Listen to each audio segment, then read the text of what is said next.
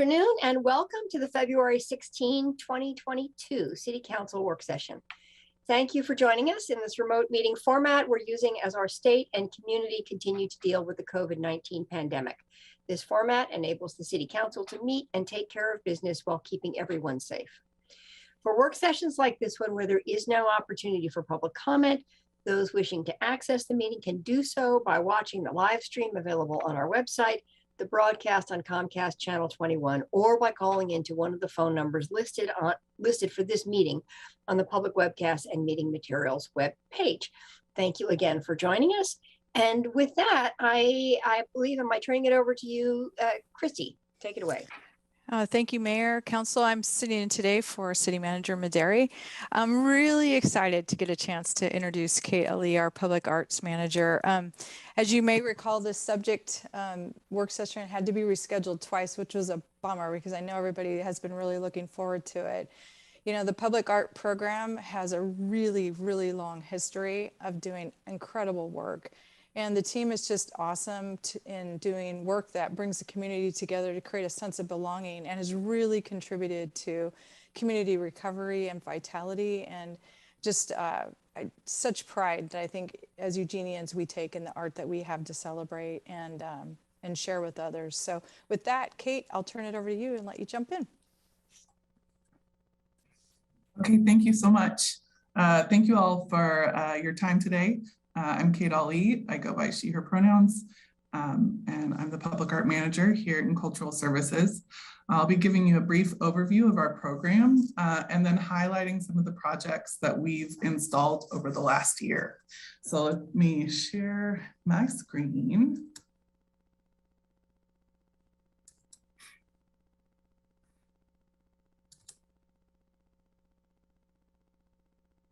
Okay, can everyone see art for art's sake? Fantastic. So Eugene established its commitment to the visual arts through the Percent for Art ordinance 40 years ago, making it one of the earliest municipal Percent for Art programs in the state, starting with the Holt Center project, which brought in both large-scale big name artists as well as highlighting some of our local craftspeople.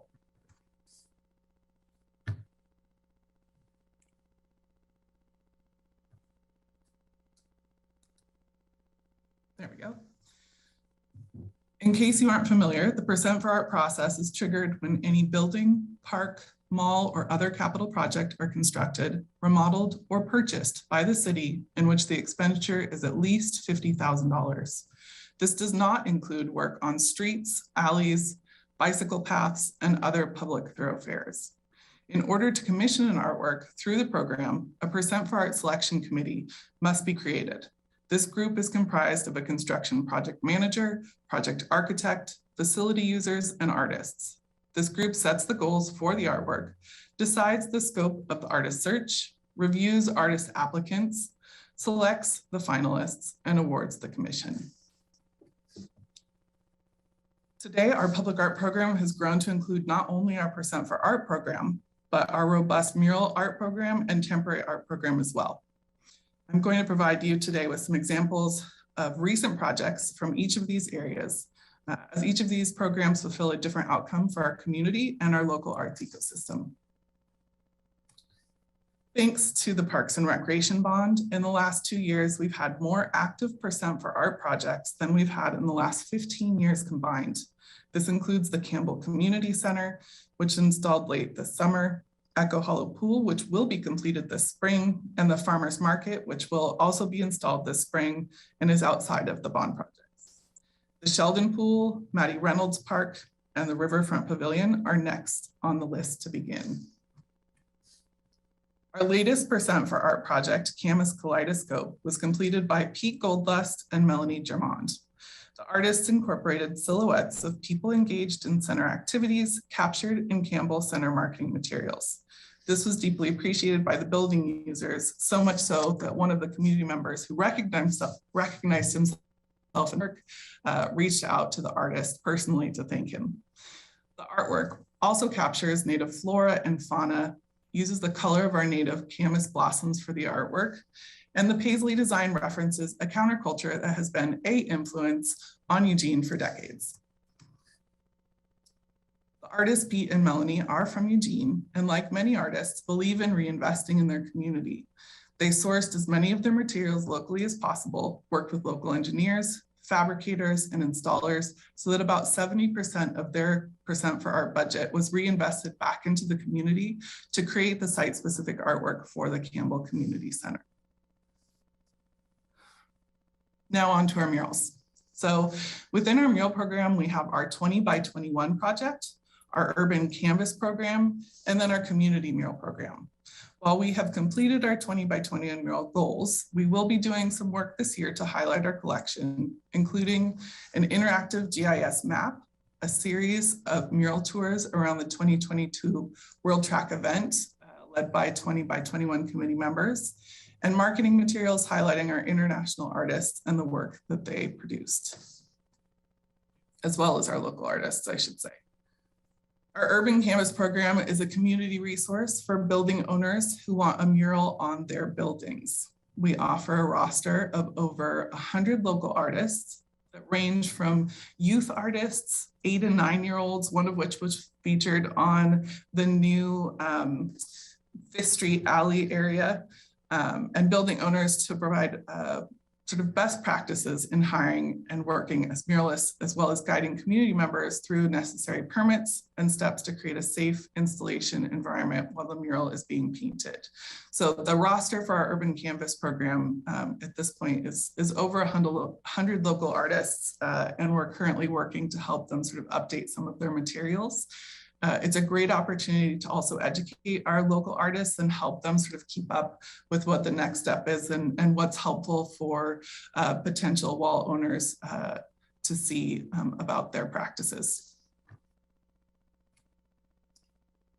We've worked with building owners, real estate management companies, and well-known entities such as OB companies to provide them with our roster and advice for their particular needs. So you can see this is on our webpage.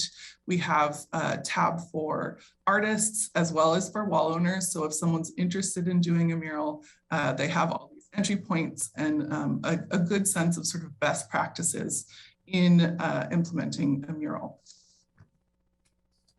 We also work with internal partners, such as our traffic operations team, to pair artists with traffic control box mural opportunities. These artworks mitigate graffiti, create professional development opportunities for artists to gain public art experience, and of course, to create aesthetic appeal that brings a stronger sense of place to our city streets. Recently, our Urban Canvas project manager, Jessica Watson, has started working to pair artists who live in the neighborhood with the traffic control boxes that are being painted.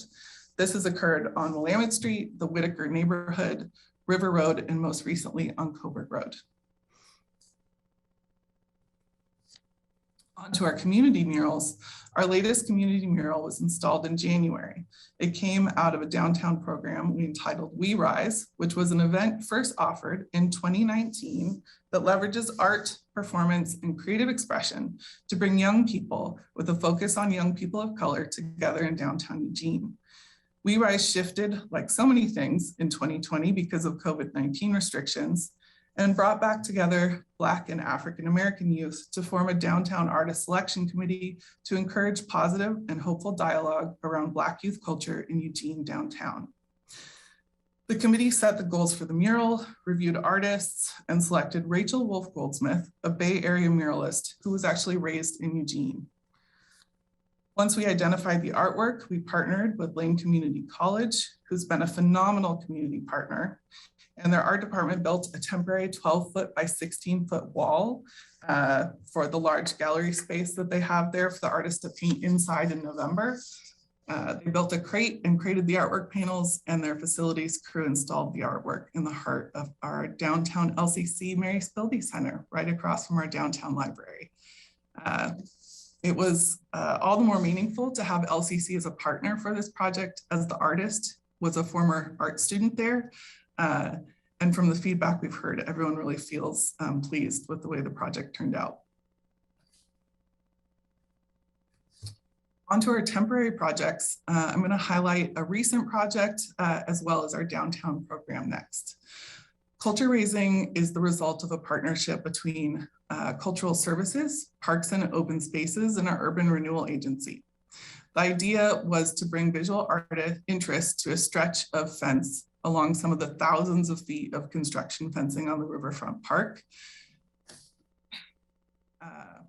and development site, while highlighting the values of the Riverfront Project, which included connecting the city to the river, highlighting the many cultures who are part of the site, and honoring the past, present, and future of the site. After doing an open call to Lane County artists, the committee selected was an artist group, which included TJ, a Coos and Apache Nation photographer, Gregory Stanley Black, a local filmmaker and photographer, and Charlie Swing, an artist of Art City. Culture raising brings awareness to the Native American people and cultures in our community. Through this installation, the public sees larger than life faces of Native American people who live here locally. Half of each elder's face is matched with a youth or young adult face, representing the past, present, and future of the cultures and emphasizing unity. And one of the nice sort of results of this process is, I think every one of the youth and elders paired are actually a parent and a child, which was really exciting to see work out that way. To keep the artists and community safe during COVID, cameras and lighting were delivered to the homes of the people who volunteered to be photographed for the project. And the Indigenous and Native American volunteers then met with the photographer TJ on Zoom, and she directed the photo shoot remotely, giving agency for the subject to take their own portrait while being able to see sort of the way they were framed through Zoom.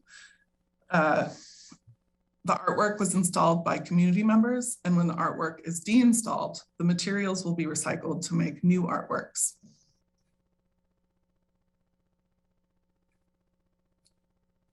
Then last but not least, our downtown window front exhibitions. As COVID has impacted our downtown businesses, Jane and Santiago, our downtown public art assistant, has been working closely with downtown building owners, property managers, and artists to fill empty storefronts with art installations.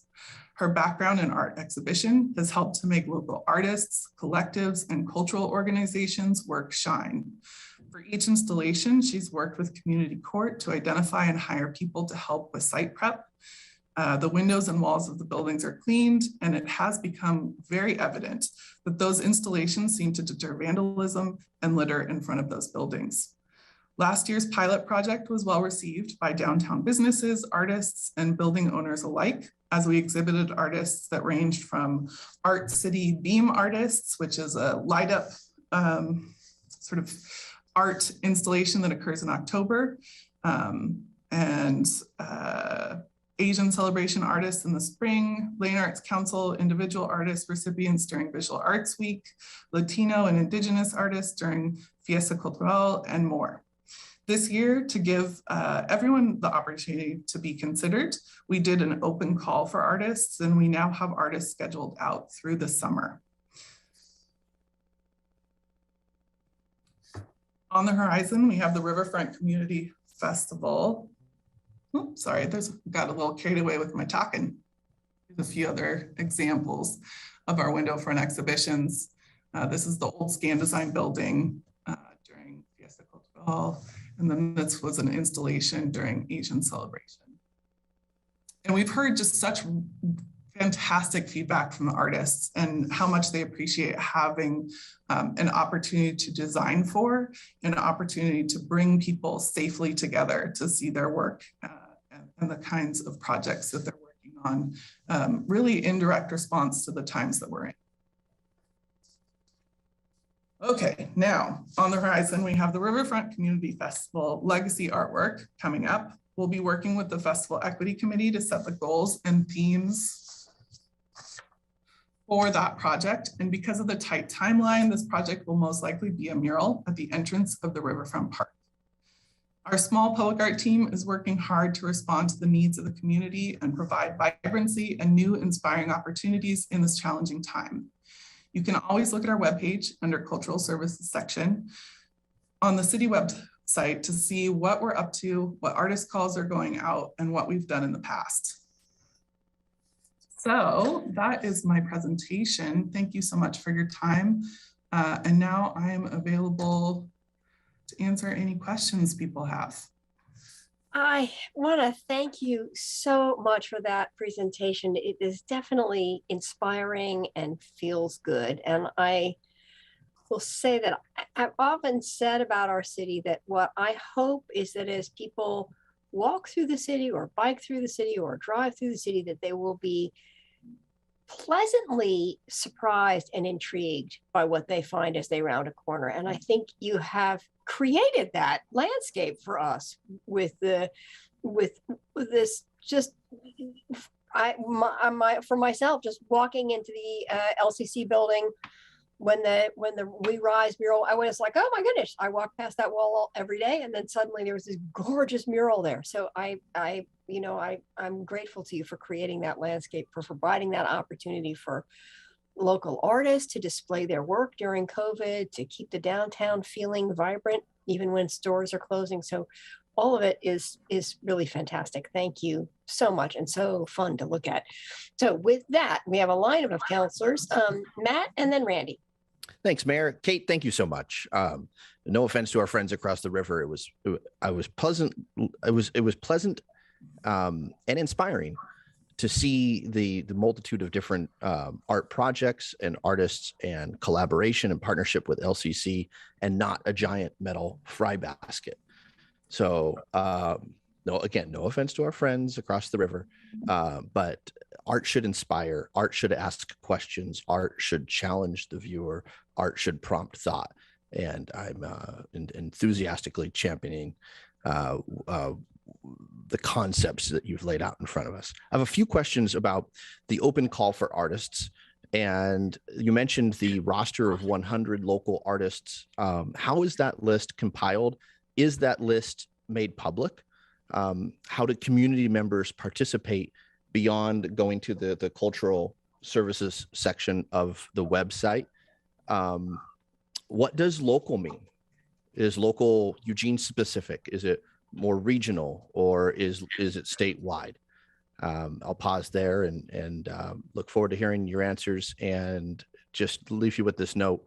Last night in the Human Rights Commission, there was a lot of conversation about reaching out to local artists for that kind of entryway into the Riverfront celebration. If we could highlight that more and let myself know, and let our colleagues know how we could be helpful partners to amplify that message. Thanks so much, Kate. Thank you, Councilor Keating. Let's see if I can remember all of the topics you brought up. Let's see. As for kind of keeping you in the loop on the Riverfront Project, I think once those sort of themes and goals are established and we begin to do that call, I'll make sure that we have sort of some good language to put out as to what the work is being done around that and who's kind of contributing to that dialogue. As for our urban canvas roster, the local is, we tend to work within Lane County. Portland is a little tricky. There's so many opportunities for muralists up in Portland, and the idea was that we were really trying to highlight the artists that were of a more sort of local flavor. But we are kind of challenged by this one ourselves. So currently we're at Lane County, and we definitely have our specific Eugene artists that we tend to highlight and who have the experience that sort of shine as people review that roster. The roster itself is not just open. There is a contact there on our webpage that people can reach out to, and Jessica Watson will connect with those folks and give them the roster. The reason we're doing that is there's a little concern. If we give out a roster list, we want to make sure that the people who are looking at it are aware of what it means to be responsible with working with an artist, and that they're using good practices. So the roster is always open, and so people always have the ability to be added on. We're not reviewing and deciding who can and can't be listed. It's really about their portfolio speaking for themselves. So when a wall owner wants to review our roster, they're looking at everything from, like I said, early beginners all the way up to professionals. And that is, I believe, resourced through Lane Arts Council. I think there's a sort of a link through their information page, and then we have it on ours. And then we have just a really great network of artists that we try to maintain contact with.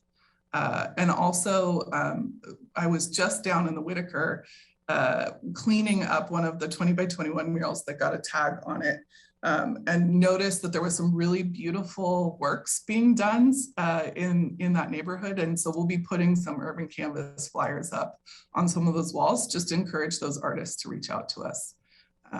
So I think that's it today. That's great. Thank you.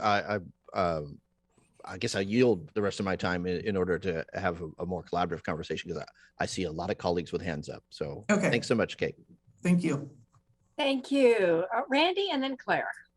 Thank you, Mayor. And I appreciate what you said, Councilor Keating. And also the mayor made a comment about enjoying being surprised. And I guess that really sums up how I feel about this too. I love when I see a new piece of public art, and it always just kind of warms my heart. And I think it adds to the vibrance of our community. My concern is, and you started to touch on it by speaking to art that's being damaged. I'm concerned about defacing of these beautiful pieces of art, whether they're some of our murals. I know that we had a problem earlier in our time here with one of our murals that created certainly some bad ill will in the community from the damage side. I worry about that, and I'm wondering if we're able to apply anti-graffiti coats to these. It's a shame we have to even think like that, but we do.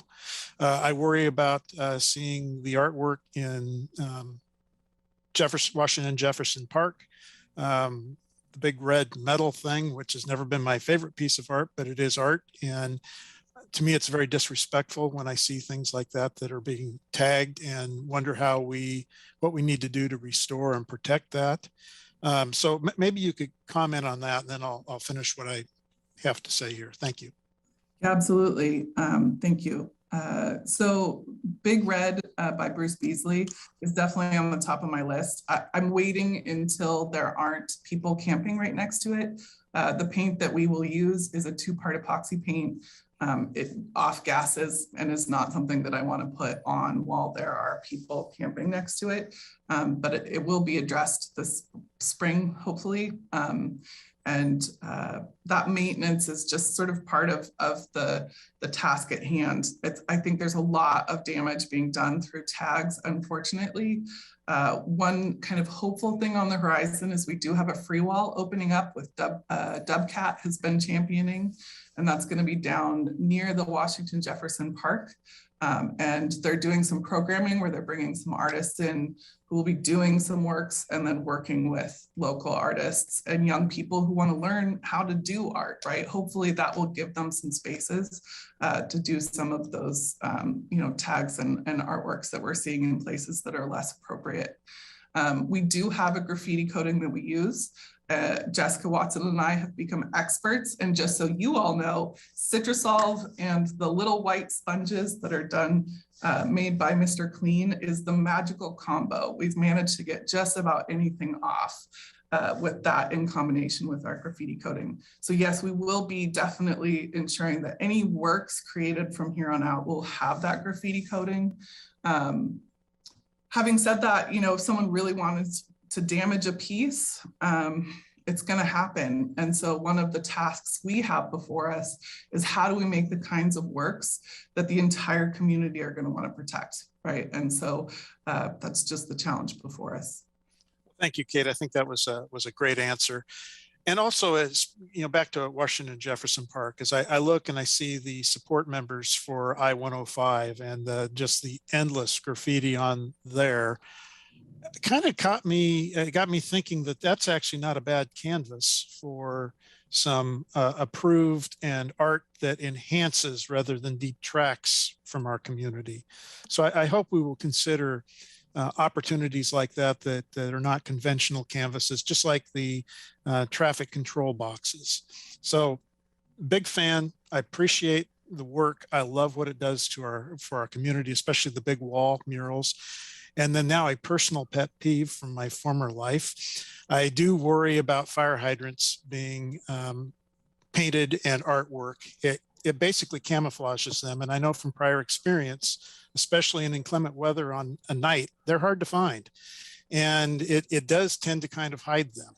It also messes up the fire department's color coding system that they work with eWeb. So you know there's a low flow hydrant or a hydrant that's prone to water mains with water hammers. So I hope we at least consider that. I understand the interest in trying to beautify a piece of functional equipment, but there are downsides to that I don't think the average person fully understands. And I would encourage you to consult with the fire department on that. Thank you very much. Thank you very much. That's really great to hear. You know, I haven't actually heard that as a suggestion for a mural sort of object, but I would certainly work with the fire department if we were to do something like that. And it sounds like that's probably not the appropriate object to paint. Thank you so much. I have raised that issue before, again, in a prior life. Thank you. Thank you. Claire and then Alan. Thank you, Mayor. Yeah, thank you, Kate, for this great presentation and kind of walkthrough of all of our incredible assets and programs. So I just want to confirm that for the artists who are working with City of Eugene programs, those are commissioned artists and they're being paid for their work, right? Absolutely. Okay, so that wasn't expressly articulated. It was just kind of assumed. So I just want to make sure that that's really clear. On the urban canvas, so while definitely, you know, individual murals or pieces of art might be tagged or damaged, having a blank wall of a building painted with a mural is actually incredibly effective at reducing tagging and graffiti. And I can speak from personal experience. I have one fence of my yard that borders an alley. And when we moved in, it was constantly being tagged. My husband painted a mural on our side of the fence. And then unfortunately, our neighbor across the alley, then they were now the subject of the tagging, and our fence, up until the point where our mural stops, is pretty much tag free with just occasionally one or two things here. So I really encourage businesses to consider, if they're having a chronic issue with tagging, to look into our urban canvas program. And I would even suggest that there be a link in our economic development side of our website that directs folks to that, because they wouldn't necessarily go looking for it in our cultural services side of the site. It sounds like you're aware of the Whitaker Community Council work. Now, obviously, Whitaker is a place with a lot of very talented artists working here, and Whitaker Community Council has received grants, I believe, from the CDC. I might have the grander wrong, to create artwork in the community that's to address vaccine hesitancy. So that's the kind of creative thinking we have going on here. And Councilor Groves, Washington Jefferson Park actually has multiple murals on the underpass infrastructure between 5th and 1st, beautiful murals, many of which were installed when the skate park was put in. So if you just go north of 6th and 7th, you can see some really, really amazing artwork there. I want to say the We Rise mural looks beautiful. I love the cultural raising project results. I haven't been able to see either in person. I've been a little shut in, but I really look forward to seeing those when I'm able. Thanks so much. Thank you, Alan, and then Mike. Yeah, thanks, Mayor.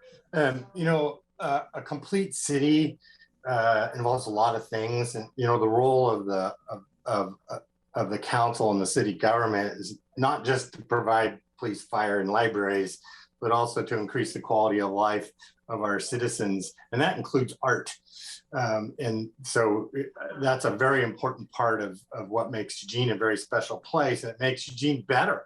You know, the 2021 20 by 21 rural project, it has this cool brochure with all of the different murals that are all over the city, I think has made Eugene a much, much better place and much more aesthetic for little cost and with long-standing impact, I think.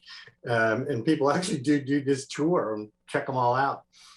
So these things that you've talked about, Kate, are all really good adds to our legacy and our current assets in art. I did, when I dropped off my paperwork to run for re-election, I did get to see the LCC rise, and it's quite, I mean, it looks cool on screen, but it's quite impressive in person. It's really well done. It's really a good ad. And boo on you, Randy, for suggesting that the fire hydrant shouldn't be painted. I mean, gee, and utility boxes, I think those are all great. That's why we have computers to tell firefighters what's what. My favorite fire hydrant artwork was they painted it into a firehouse Dalmatian dog, and it just incredibly well done. So hopefully it doesn't create the problems that you were suggesting. Thank you. Mike and then Jennifer. Thank you, Mayor. I'm going to let Jennifer go first because my computer's going to do a forced reboot in less than 1 minute here in a few seconds. So I'll just move down in the queue. Got it. Well, thank you. So thanks so much for the presentation, Kate. I really appreciate it. This question is not fully formed in my brain, so it's going to come out a little weird, but I work on a partnership project with folks who are documenting murals and statues and art in the community. And one of the things that one of our partners came to us and was something they noticed was that a lot of the more larger statues or monuments in the community tend to be more main culture centered, while murals and more temporary art seems to have a much higher diversity of themes and cultures and that kind of thing. And our assumption is that a lot of it comes down to cost, right? A mural is a lot cheaper than building a huge statue, I assume. But I'm wondering if that's something you guys take into consideration when you're choosing your projects. I know this is a weird question, but it was something that came up in our discussion and it didn't quite feel right, but then I don't know what the solution is either, so. Yeah, thank you so much for that question. I'm still in conversation with the Oregon Arts Commission. I used to work with them in their Percent for Art program.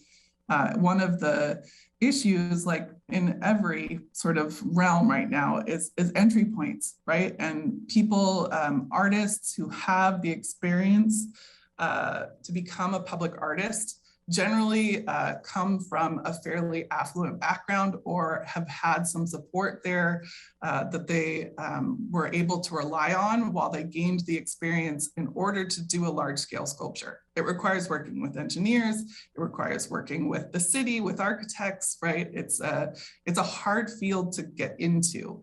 And that is something that public art across the country is really struggling with right now, is how do we open up more opportunities for a more diverse group of artists, which would then result in a more diverse range of discussions and ideas being presented to a community. And so one of the ways we're looking at that is through our temporary art opportunities, looking for rotational opportunities, where we'll be able to give people that like sort of first step experience in showing work in a public sphere. So even the window front exhibitions, right, is a really good example of that, where you just start to get a sense, because it's very different showing your work in a gallery versus showing your work in the public street, and the kind of response that you'll get and the kind of lenses that are necessary to consider as you do that work. And so as we move forward, that is something I very much have sort of front of mind for me, is what are those rotational opportunities where we can give people, a year to show a sculpture that they've created, right? And that will help them work with our engineers, work with our sort of programs to educate them along that way and give them the kind of experience that they'll need to help create more diversity in our public artist pool. Great. I really appreciate that answer. Thank you. Emily, and then Matt. Thank you so much. I love art. And aren't we the city for art and outdoors? So this was a great presentation. Excuse me? The greatest city. Sorry, Alan. I like to be inclusive. So commenting on a few things, I like the idea of the highway support columns being painted. I will have to take a walk to see the ones that are. I would love to be able to see them from 6th or 7th, I guess, when I drive that way, and 6th the other way. I'd like to see more free-for-all walls. I love the urban art and the local artists. I think that's great. But there's one alley by Shoeaholic that kind of getting covered over. Used to have some really awesome things, but I know some places have walls where taggers can come, or art students who just want to try it out. I used to live across from a house that had a big fence in the backyard.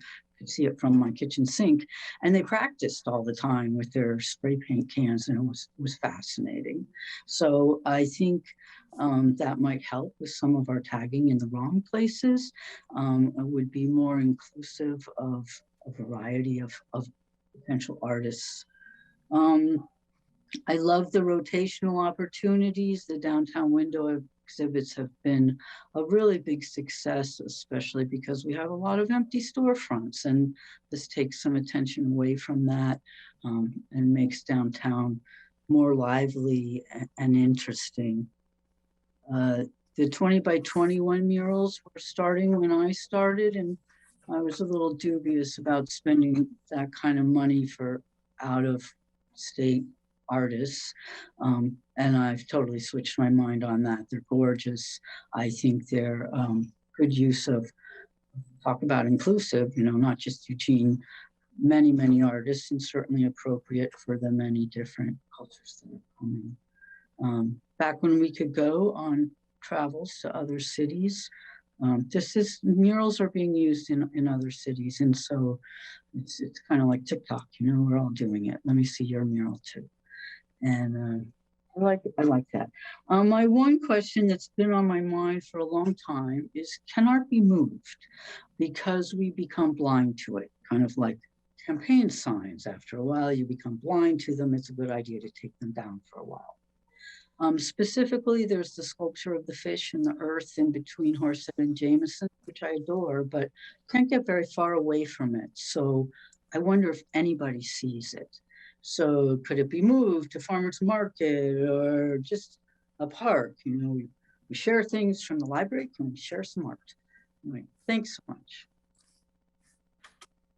Thank you. And I know Mike wants to ask a question, but he's still waiting for his computer to reboot. So Matt, why don't you take a second round?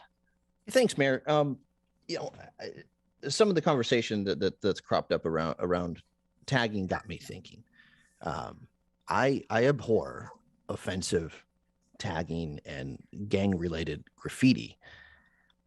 And yet there are artists around the globe, Britain's Banksy, San Diego's Shepherd Ferry, famous for the Andre the Giant piece. And even right here in our own hometown, Suspfish.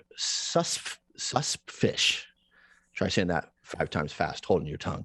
Suspfish comes to mind as a provocative artist. You mentioned, Kate, the open call for artistes. Do we by and large wait for artists to come to us to apply? Or what's the outreach, if any, to an artist like Suspfish, who might add some vibrant, provocative Eugene flavor to the landscape, and especially to the potential or to the Riverfront Tracktown USA 2022 Olympic celebration? What's that outreach to an artist like a Suspfish? That's a good question. I think it is, which we haven't created yet, but we just last week had this conversation about creating flyers for Urban Canvas. So when we see tags when we see an area that becomes popular for people to start doing, you know, their own interpretations of what they think artwork should be in public spaces. That we let them know that that's an open roster. I'd also love to, on that same flyer, direct them towards the free walls that'll be available where people can actually do that kind of practice work. So if Suspfish is listening, they should go where? Yes, please. Absolutely. But where would they go? They would come to our webpage on Urban Canvas. If you look us up, there is a real easy entry form that you can just put a few pictures and your contact information. On the City of Eugene page? Yes. Great. Thank you, Kate. Yes, thank you. Okay, Claire, take it away. Thanks. I just wanted, in case nobody else was paying attention, to note that while we're having this conversation about art, Councillor Evans has been going through revolving screens of a certain kind of art that has been really great to watch. And I actually wanted to comment on your images the other night, Councillor Evans. So there is art going on during this meeting. Yeah. All right, Mike, now that you're back with us, take it away. Thank you, Mayor, and I apologize for the little technical difficulties there. I appreciate your patience. Kate, thank you for the presentation. A couple of different subjects I wanted to hit on real quick. I was happy to hear you say that having artwork that especially with the new Riverfront piece, that the full community appreciates and wants to protect is a important goal, and I really do appreciate that very much. Forgive me for what is a repetitive thing here, I think, but could you remind me who it is that will be deciding on the goals and themes for the Riverfront pieces? That's going to be the equity committee that is part of the Riverfront Festival. And only that committee will be deciding on those goals and themes? No, we'll be bringing in the piece itself is going to be funded by Revere. So they'll be weighing in on that, as will some other community members on that committee. Okay, that's a very central location in our community and a very community-wide thing, and I'm hopeful that, and sure they will, that the choices made there will have broad appeal for the entire community. A more sensitive question, I know that this is a state piece of public art as opposed to a city that I'm about to ask about, but were the criminals ever caught that vandalized the Pioneer Mother and the Pioneer Father statues on the U of O campus? That's a good question. I don't actually know. I don't think so. I haven't heard anything about that recently. I know when it was first taken down, I was part of a number of conversations around memorials and the types of vandalism that was occurring, but I haven't heard any follow-up as to sort of the investigation around that. Okay. Again, I know that the university is elected not or to put those back and restore them. Do we as a city have access to those pieces of art if we would make a decision to reinstall them somewhere in the city? They're not part of our collection, so that it's not something I think that we can actually have access to. I think last I heard, they were really doing a lot of thought and reflection on what to do with them, but I haven't heard any follow-up on that. So it's a pretty complex process, and I think I'm going to take the time to really be thoughtful about it. Well, and I get that times change and people's attitudes about history changes, and I get that sensitivity to that is important, and understanding that, like I said, we create art that can be and both appreciated by all and wanting to be defended by all, and those weren't.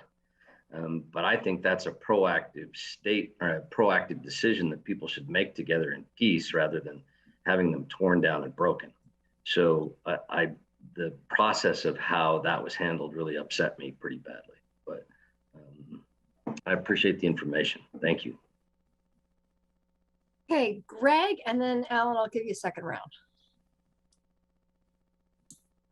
Thanks, Mayor, and thanks, Councilor Surratt, for recognizing my dog's avatar and my cats too. But one of the things that I really want to point out in this conversation is the fact that we have marginalized artists who are doing graffiti all over the city. And it would be really nice if we could do some outreach to some of those artists who are very talented people and look at some of the pieces that they may create or think about creating to be an additional integration into the art scheme that we already have. Some people just, you know, tag stuff just to be tagging it for a variety of reasons. But as Councilor Clark pointed out, we have had not only pieces of art that have been defaced and defamed, but we've also had monuments to people in this community that have been defaced. I point out on West 11th, the LTD stop for MX that is just west of Walmart that honors the Reynolds family that was defaced a couple of years ago. The one piece of art that I haven't seen defaced that I actually had my hands involved in 13 years ago, 14 years ago, is the Rosa Parks statue downtown. And the one thing I really like about that is that on a regular basis, the way that statue is positioned, you will have people who will leave flowers in her hands. And I think that's really cool. It shows that people respect the history and the heritage and respect what we have done. And by the way, we were the first transit station in America, sans Alabama, Detroit, or any place else, to honor Rosa Parks in that way and in that manner. Mm-hmm. So I hope we can keep that up, and that LTD can spruce up some of the accoutrements around that display and that statue, which also includes Wiley Griffin, who was one of our first African-American residents and was the first provider for transit back in the 1890s. Thank you, Greg. Those are great reflections. Let's see, Alan and then Emily for second rounds. Yeah, Wiley Griffith was the trolley guy. Used to go right through my neighborhood here back in the day. Kate, you kind of glossed over free wall. I don't think there's a lot of people that may be listening or watching know what that is. Can you explain that a little bit more? I think it's really cool. Yeah, absolutely. Thank you. So the free wall will be a wall that is up sort of adjacent to 126 going over the Washington Jefferson. So it has a lot of light at night, and it will be available to be painted on by anyone in the community.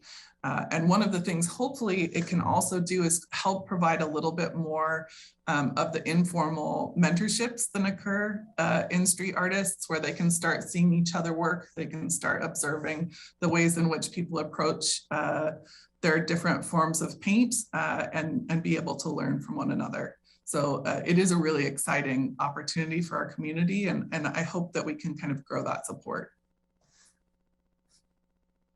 Thank you, Councilor Zelinka.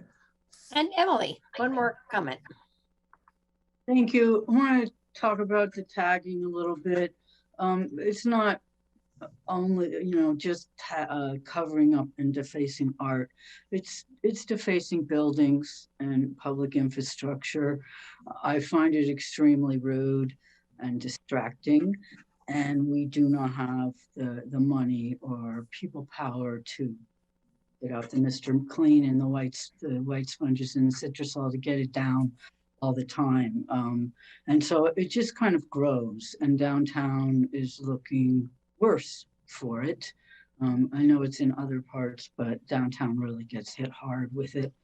One of my favorites lately just said who with a question mark, but most tags do have a person that wants to be identified behind them. And gang tags I find especially upsetting. So I hope, you know, we can have more free walls or whatever. I hope it would become less acceptable.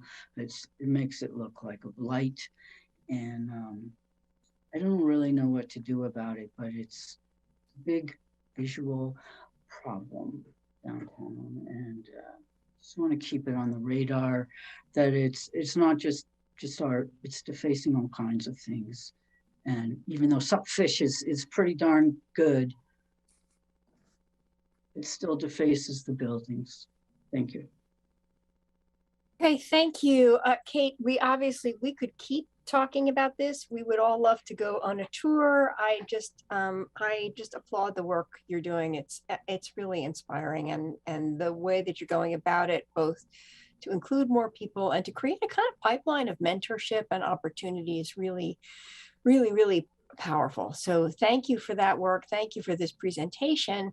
And with that, I think we need to close this item of the agenda because we have another topic to discuss. So thank you again, Kate. And with that, we are ready to move on to our second agenda item, and I'll turn that back over to the Assistant City Manager to introduce. Thank you, Mayor. Amanda D'Souza from our Planning and Development Department is here today to talk about the Enterprise Zone extension requests, and I'm just going to quickly turn it over to her so that she has time to go through her materials. Thank you.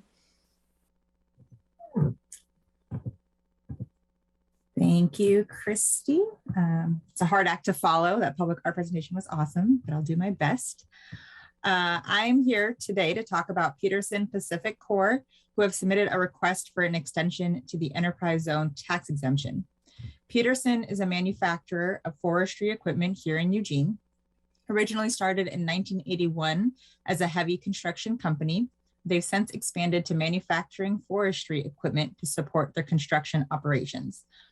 In 2007, Peterson was purchased by Aztec Industries, an international company that specializes in the manufacture of products and machinery used for building infrastructure.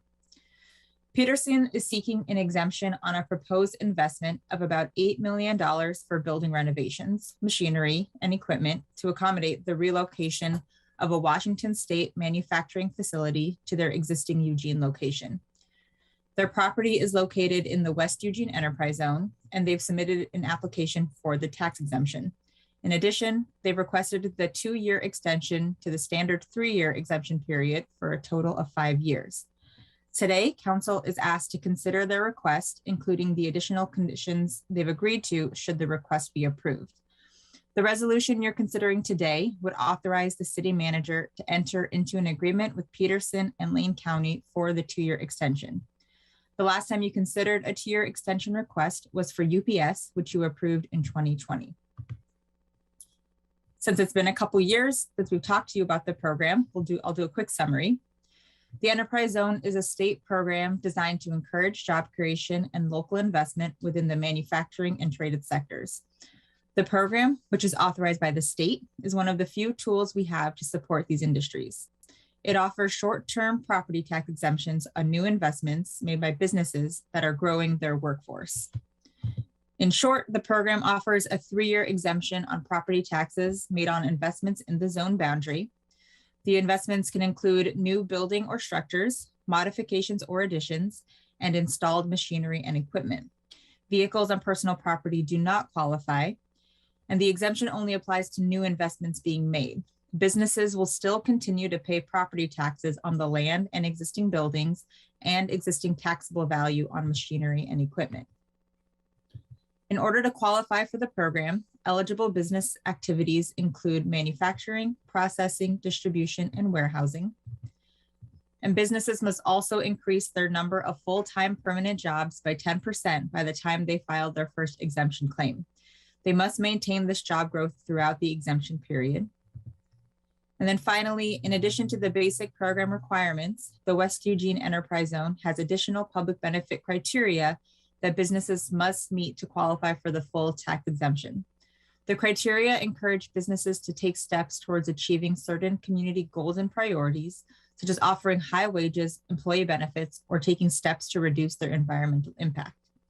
There is also an exemption cap, which limits the amount of exemption a business can receive depending on the number of jobs they've created. Council last updated the criteria in 2017. Some examples of businesses that have participated in the West Eugene Enterprise Zone include Arcimoto, Ninkasi, Strapworks, and Snowtemp. Since this iteration of the zone was designated in 2005, 34 businesses have participated in the program, creating over 800 jobs associated with just the enterprise zone. Currently, the zone averages an exemption of about $7,700 per job created. It's important to note the enterprise zone property tax exemption goes beyond incentivizing job creation, but it also allows local businesses to reinvest that money back into their companies and leverage the exemption to continue growing. We've seen it with all 4 of these companies shown here, who've all utilized the program twice as they continue to make investments and create more jobs.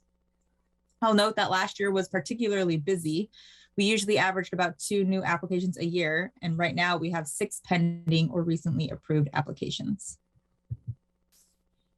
Now to today's topic.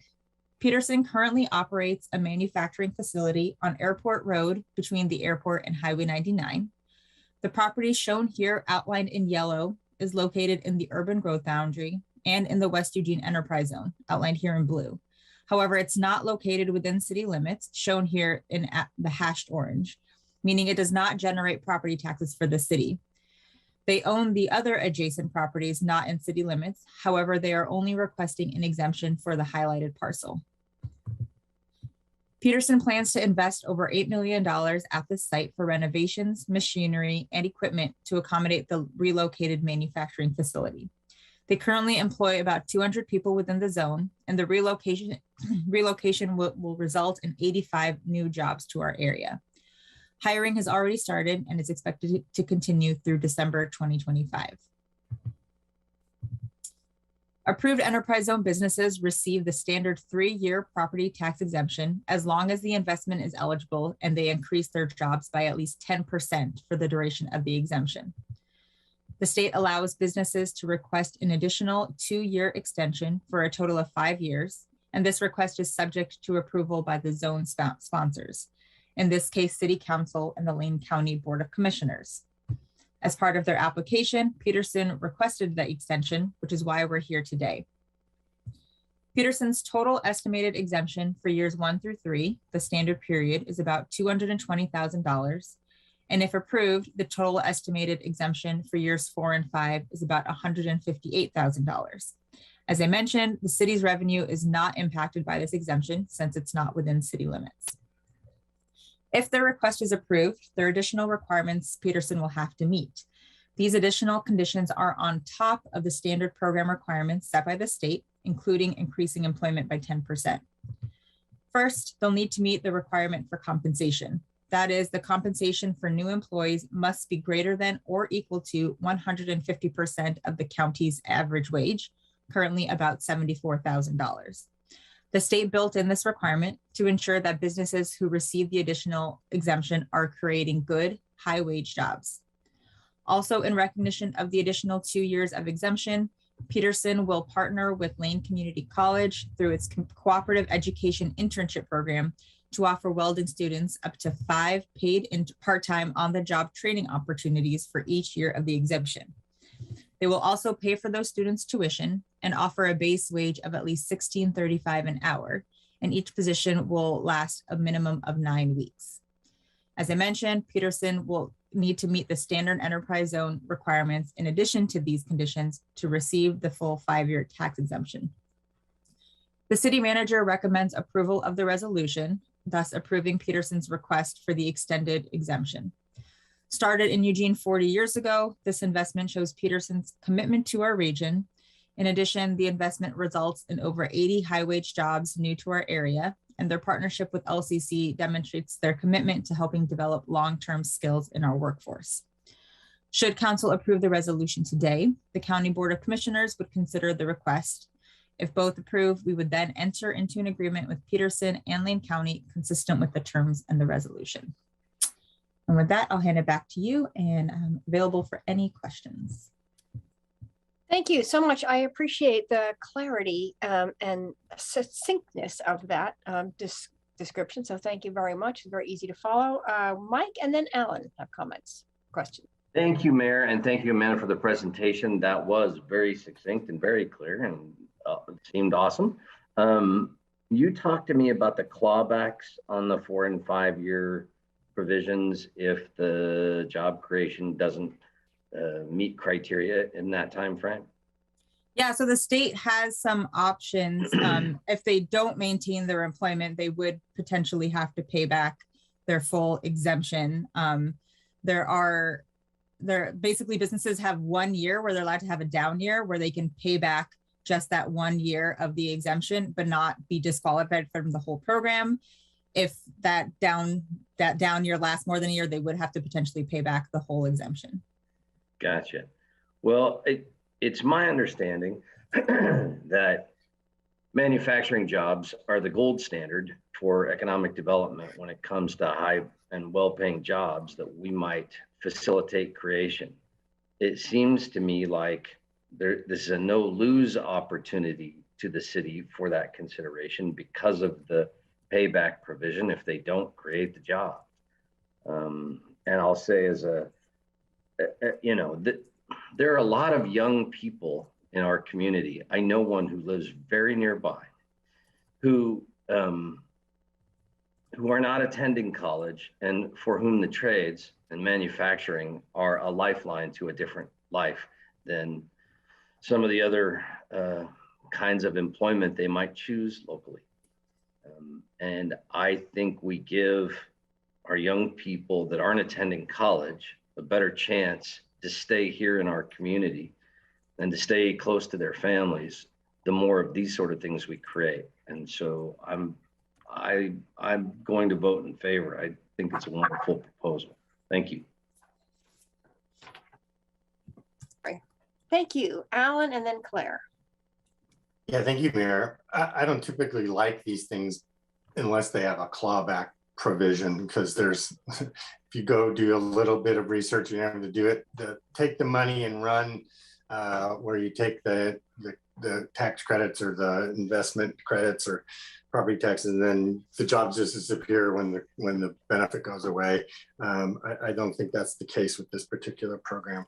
But if I got this right, this is not new, this is an extension. So there's no new investment being made by Peterson and no new jobs being added. No, so this enterprise zone exemption, they are making an investment of $8 million. $8 million. Yeah. Adding the 85 jobs? Yes, correct. And then the extras for years 4 and 5 is that partnership with LCC. Yes, right. And usually when I give away property tax exemptions, one of my criteria is that we have some kind of public benefit associated with that. And high wage jobs, manufacturing jobs like Mike was talking about, is definitely a public benefit that we're getting for $158,000. So I appreciate the wage, and the LCC internship is also really paid. OJT, I figured out that's worth about $74,000 plus tuition in terms of value to the community on that as well, that they wouldn't necessarily have to do. The last question I had was, I'm looking at the map that's in our packet and the hodgepodge of lots that are in the city and not in the city. I'm wondering why this isn't in the city, or what the rules are associated with that, because for a residential property and they were trying to modify it, then they would have to be required to be annexed. What's the rules around commercial industrial properties? So the planning department has a standard process that they do with projects like these. So they'll evaluate this project, determine kind of what utilities they have, and figure out what this new project, whether it would create an additional demand for services. So the planning department has a standard process that this project would have to go through as it moves forward. Regardless if it's annexed or not? They'll determine whether it needs to be annexed or not. Yeah, so that's the question. How does that work? What do they have to evaluate? So they'll evaluate the development plan. They would need to see what services the property is receiving now, whether the project will result in a need for more water, more sewer, and that will determine whether there'll be increased use and whether it needs to be annexed because it would need more city services. So without a development plan available right now, they can't determine that just yet. Right. When they add that potential, if they get annexed, then they pay property taxes to the city of Eugene as well. Yes, correct. All right. Thanks. Okay, Claire. Thank you, Mayor. Thank you, Amanda, for the presentation. Just a couple of clarifying comments or questions and comments. So they're making over $8 million investment in the property, probably mainly in terms of equipment, I would assume. And they're asking, so they've already been approved for the first 3 years of the exemption at about $219,000, and this 2 extra years would exempt them from another $157,000. Correct. Great. And and then just related to the last thing you were discussing, so there is a chance that they might be annexed into the city limits at the end of this process? There's a chance. I'm not familiar with the specifics of annexation determinations, but I'm not going to ask you to speak to that. I'm just clarifying that there is a chance that there could be an annexation. So we wouldn't want to say, well, this doesn't affect us because they're outside the city limits. Possibly it could affect us in the future. Nonetheless, do our additional criteria on the enterprise zone apply to properties that are outside the city limits? Yes, any project that happens within the enterprise zone, our public benefit criteria will apply to them. Right. So I tend to agree with Mike and Alan. I think adding 85 jobs to a site that's currently supporting about 200 now, that's a significant increase in employment. And those jobs will pay, according to the information you provided us, on average about $74,000 a year. So that's definitely a decent salary. And the partnership with LCC, I think, is excellent. The skill of welding is one that one can take to across the country and beyond in terms of being able to earn a living or be an artist or whatever you want to do with that skill, right? And so that's a significant investment and a significant benefit that I see there. I just wanted to mention, and this is not, so I'm inclined to support the application. So just for my council colleagues to know, I mentioned to the city manager about our West Eugene Enterprise Program and our additional benefit criteria. The idea of adding that people could earn points under that additional criteria by employing previously incarcerated individuals. So working with sponsors, for example, to help folks who are sponsors' clients to be employed on their sites could be an additional criteria that we include as a way that an employer could earn the points that they would earn to get that last 25% of the tax exemption. So I know city staff is aware of that idea, and I just wanted to let the rest of council know that I had brought that idea up. Thanks. Thank you, Randy. Thank you, Mayor. And I support most of what I've been hearing here. I love the idea of bringing in more manufacturing jobs. I do believe that that's a big piece of the backbone of our economy. And these are truly living wage jobs. And that, the other side of affordable housing is earning a decent wage where you can afford the house. And this is doing exactly that. And it's going above the threshold, which I appreciate as well. I mean, this is more than a 10% workforce increase, which I think is phenomenal. I saw Denny Bro trying to jump on there at some point, and I'm dying to hear what he has to say, because he always enlightens us. So if you could humor me and say what you wanted to say, I would appreciate it. I was just going to weigh in on the annexation question. This is a pretty small expansion. Actually, they have a really big operation, and $8 million sounds like a lot, but I think a lot of that is embedded in equipment investment. So I don't feel like there's anything here that's going to trigger an annexation discussion. In the long run, things could change, obviously, but at this point, I think the assumption we're making is this isn't going to require an annexation for them to be able to expand. It's actually pretty small. Thank you, Denny. Well, I intend to support this as well. So thank you very much, Amanda, for bringing this forward, and I'll look forward to the rest of the discussion. Thank you. Emily. Thank you. I just want to thank Councillor Syrett for bringing up the recidivism idea. I think it's been a key issue for me since before I started, and I would love to see us look for more ways to include these individuals back into our community and to help them actually be successful. I think this is really critical, and going along with our new supported housing across from sponsors, this could make some difference. So that comes around, I'd certainly be in. And thank you. Thank you, Alan and Matt. Oh, actually, let's see. Matt, why don't I give you a first round, because you haven't had a first round. Okay, thanks, Mayor. I welcome the job creation piece to our community, and living wage jobs especially. I have some reservations about a corporation that can and should, in my opinion, be paying its fair share in taxes. A corporation that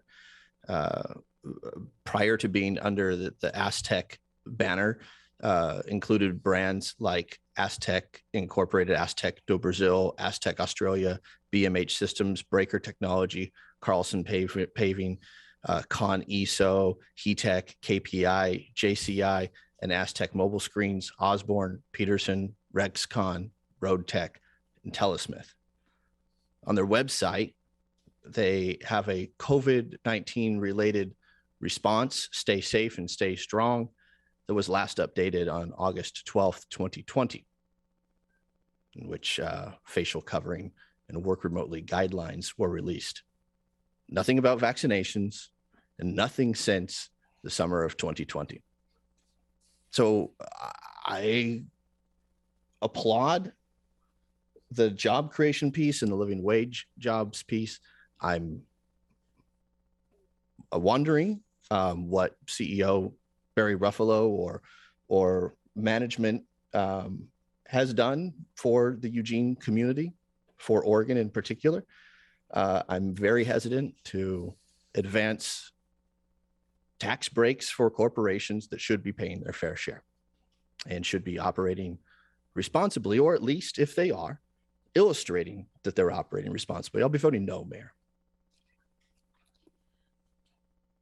Okay, thank you. Alan. Yeah, maybe Danny can go back. I'm still a little sketchy on how the annexation works. So is the level of services that the city would provide, is that the trigger for whether or not something gets annexed on a commercial industrial property like that? Yeah, and this being a pretty much a big warehouse with equipment in it, it's not going to provide. It's probably not going to have a huge impact on the services that are already provided to that facility. And I haven't looked at their plans or anything, but it's a capacity issue. if they are adjacent to the existing city limit boundary, they might be required to annex at some time, but because they're kind of out there on an island at this point, it'll probably be several years before annexation comes into play. And if you remember, council a few years ago allowed companies to expand if they signed an agreement to annex in the future. So even if a company out in that industrial area isn't annexed, they still have an ability via signing of an annexation agreement that they could still expand even if they aren't annexed. So that tool is still available even if it wouldn't necessarily mean that they would have to annex on day one. A company out there might have to sign an annexation agreement for the future, which just says whenever they are eligible to annex, they would agree to annex. Okay, thanks.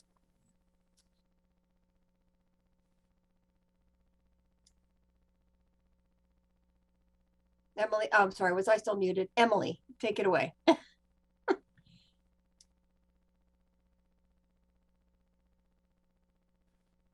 Push the button and it pushes back. Thank you. We talked about this several years ago. I remember us going over it in great detail and the benefits to the different qualifications for the extension. I'm going to argue against myself on this one since I have not been supportive of MUPTI in the past. And I remember Councilor Ye explaining to me that we'd already approved the criteria and it wasn't really up to our individual like or dislike.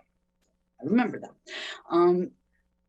However, I'm not sure, this came from the state, didn't come from us, although we approved using it. I don't think your position on COVID has anything to do with this. And I think vaccinations are critical and I want people to take care of each other, but what you manufactured for who in the past and your position on COVID, I don't think are relevant here. Thanks. Thank you, Jennifer, and then Mike. Thanks, Mayor. I think Emily just made my point for me though. So I see this a lot like the MUPTI. Like we've set up a program, we've approved it, we've decided we want to participate in it, and this company has met all of the requirements we have put out for them. And so therefore I'm going to support their application. And just like the MUPTI, if we think there are flaws in this program, if we think, I really like Councilor Surratt's addition, that idea of adding, working with folks who are coming out of our criminal justice system. I think that'd be a great way. And maybe there are other things that we need to do to this program. That's fine. But today, as this stands, they are meeting the requirements that we put before them. And so I'm going to support them. Thank you. Mike, one more. Thank you, Mayor. I just want to say I too would be supportive of some manner of addition to the community benefit portion there that Claire suggested. I do think that's a good idea and I'd be in support of that. I want to say with respect to my friend that I would characterize this as a company doing all of its fair share, who is asking permission, pretty please, to do more than their fair share in order to receive a 2-year discount, as it were, on what they will end up paying considerably more on in all the out years. So I would hate to see them portrayed as somehow not doing enough or all that they should, when in fact I believe they're doing exactly the opposite. They're doing even more and doing it in a way that benefits our community tremendously. Secondly, I would offer, and for future consideration, that we may be ripe now for another conversation that has action steps on voluntary annexation in our community, both industrial and residential, that incentivizes the idea of the wisdom to annex into our city, even when someone is not forced to do so. I believe doing that in a similar sort of incentivized way would would do more for the long-term financial health of our city than just about anything we could do in bringing in a whole host of residences and businesses that would be city taxpayers for the rest of time that are not now. So I'm hopeful we can have that discussion again soon. Thanks. Oops. Thank you. Greg. Thanks, Mayor. I'd like to echo Councilor Syret's issue around the employment of our ex-offender community. You know, I've worked with this community for more than 20 years in my capacity at Wayne Community College. It is very, very difficult for people who have done their time, who paid their dues, to be able to get a footing back into the community when literally more than half of the jobs that are available out there exclude people with felony convictions. We really need to rethink, and this is a bigger conversation, not just on the council level or the county level, but the state level, about how we do integrate people back into our communities who have made a mistake or made mistakes, plural, and now want to reintegrate and reinvest in the community in a positive way. And so those people need jobs, they need places to live, they need health care, and we really need to work with companies who are willing to take on that kind of risk. And sometimes it is risk, sometimes it's not, to be able to employ people that could be extremely beneficial to their companies and their bottom line and their reintegration into our community. So I want to support this. And I think that somewhere down the line, there's something that we may be wanting to do more of as we look at networking with our partners at the community college level and other places as well. I know this is happening in Eastern Oregon, it's happening in Southern Oregon, and now I have a meeting tomorrow with Carmen Four and a few other people to talk about this issue and how Lane Community College can be proactively involved in the re-entry of our ex-offender populations. Excellent. Thank you very much. And Claire, one more comment. Yeah, thank you. I really appreciate my fellow counselors endorsing this concept of including formerly incarcerated employment as one of our public benefit criteria. And so I wanted to, when I spoke with the city manager about it, she did a little checking and she thought maybe it could be an administrative change that staff makes. And I don't know if that's still the case, but I think there's enough expression of support that I'd like to ask Christy or Denny, if you could follow up with us on what you think the path is to bring that forward as part of our public benefit criteria. Councilor, thank you for that. Thanks for following up with us. When we created the public benefit criteria, I know you were involved in that, as was I. There is a point category for companies that use local training referral agencies as part of their hiring process. And the intent, if you recall, was to capture programs like ex-offenders or individuals with disabilities or people who are going through retraining program. It's not explicit that ex-offenders is in that category, but it's kind of there. And so I think what we need to do is modernize that and maybe look at the language, and it could be an administrative thing that council does, but we'll definitely circle back on that. I think it's there, but I think we might want to highlight it a little bit more. Thank you. Yes, that's what Sarah had reported back to me, and that whether it's making the language very explicit so people looking at the application understand and we as the public understand, or if it's something else that we can take steps to change, that's much appreciated. Thank you. Thank you. Greg, one more comment? You're still muted. This may be an issue for a short work session, or maybe we don't even have to do a work session, but I would really like to see, to respond to Denny's response and also to Christy, that, I think that we need to be very explicit in our language about making sure that we are incorporating a benefit for hiring and retaining people who have made mistakes in their lives and are trying to re-enter the workforce in a proactive way. So if we could make some language adjustments there, specifically talking about ex-offenders, I think that would help us tremendously in cementing the public benefit that we're trying to recover in terms of giving people or giving companies additional advantages for hiring these folks and additional benefits for doing so as they grow and expand in their own businesses.